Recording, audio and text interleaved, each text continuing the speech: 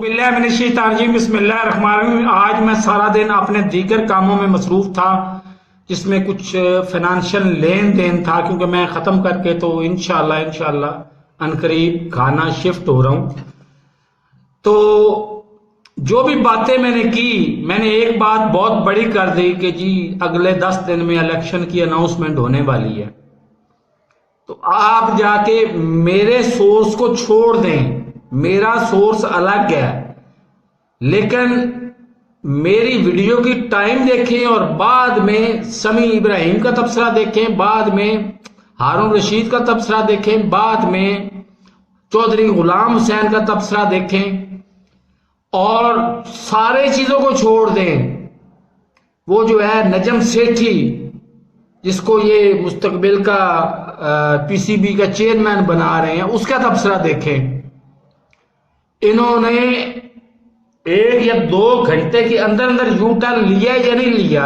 موجودہ حکومت نے یہ سمجھ رہے تھے کہ جس طرح نواز شریف کو نائل قرار دیا گیا تو ووٹ کو عزت دو، وہ جی ٹی روڈ سے چلا اور لاہور میں جا کے چپ کر کے بیٹھ گیا۔ اس کے بعد ووٹ کو عزت بھی ختم اور اس کا اعلان بیانیہ بھی ختم، سب کچھ ختم۔ تو اسی طرح سے عمران خان کے ساتھ بھی یہی ہوگی، لیکن عمران خان نے مسلسل آج 8واں یا 9واں جلسہ کر کے بتا دیا ان کو۔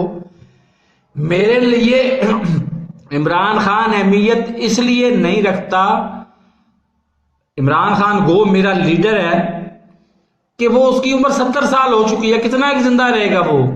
اس کا بیانیہ اہمیت رکھتا ہے، جو غیرت مند پاکستانی کا بیانیہ ہونا چاہیے کہ ہمیں خود مختار رہنا ہے، ہمیں نہ کسی کا دوست بننا ہے نہ دشمن بننا ہے، نہ ہمیں کسی سے جنگ کرنی ہے، ہمیں خود مختار رہنا ہے۔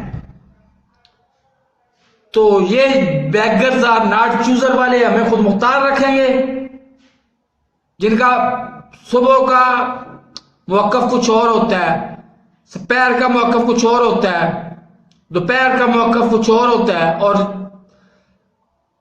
شام سے کچھ پہلے موقف کچھ اور ہوتا ہے، اور رات شام کے بعد ان کا موقف بالکل ہی بدلا ہوا ہوتا ہے۔ تو انہوں نے کیا کرنا ہے؟ کیا میری ساری خبروں کی تصدیق ہوتی ہے؟ ان 4-5 جو دانشور سینئر صحافیوں کے نام لیے ہیں ان کے تبصرے سننے سے ہوتی ہے؟ تو میرے اس چینل کو سبسکرائب نہیں کیا تو سبسکرائب کرو، اور ساتھ لگے بیل آئیکن کو دبا کے نوٹیفیکیشن کو آن کر دو۔ اب تو مان جاؤ، اب تو مان جاؤ، پچھلے 1 سال سے مسلسل میری کو 1600 ویڈیوز ہو گئی ہیں، جو بھی پیشین گوئی کی ہے سب سے پہلے کی ہے، اور 110% درست نکلی ہے۔ اللہ حافظ۔